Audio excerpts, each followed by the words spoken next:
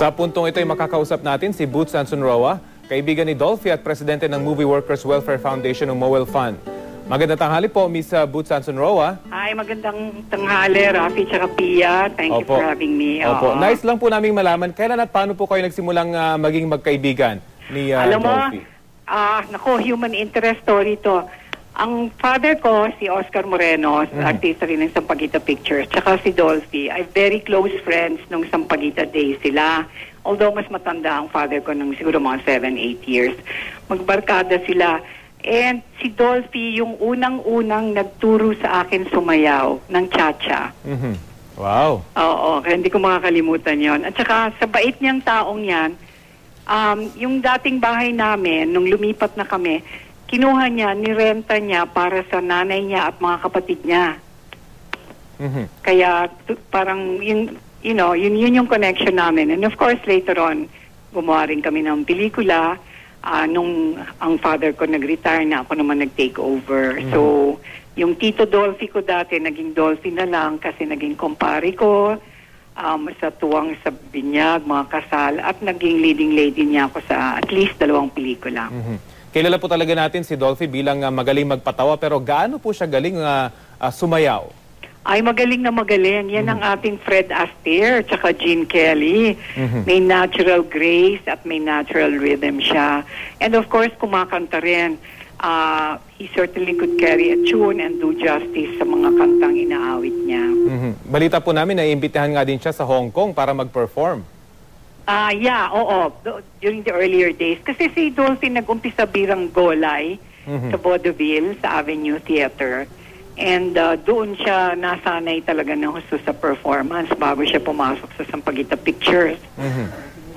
Bilang presidente po ng MOWEL Fund, ano pong masasabi niyong pinakamalaking kontribusyon ni Dolphy sa Philippine movie industry? Gusto kong pasalamatan sa ngalan ng mga beneficiaries ng MOWEL Fund. Ang mga beneficiaries nito ay yung maliliit na mga workers ng movie industry.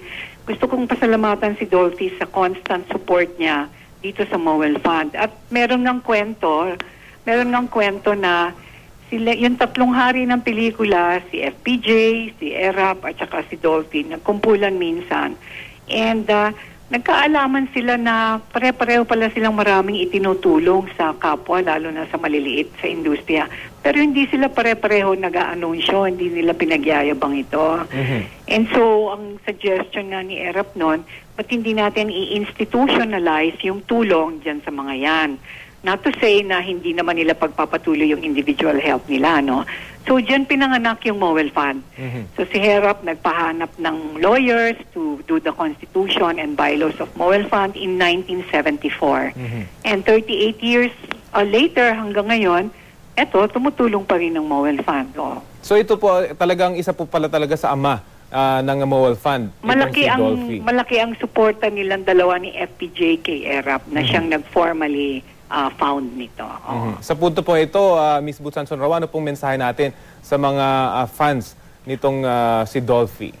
Alam mo, kung akong tatanungin, babatiin ko siya ng happy birthday kasi kung tutusin sa pagkamatay niya, parang ipinanganak naman siya sa isang another kingdom, di ba? Ibang larangan ng buhay na panghabang buhay na yon.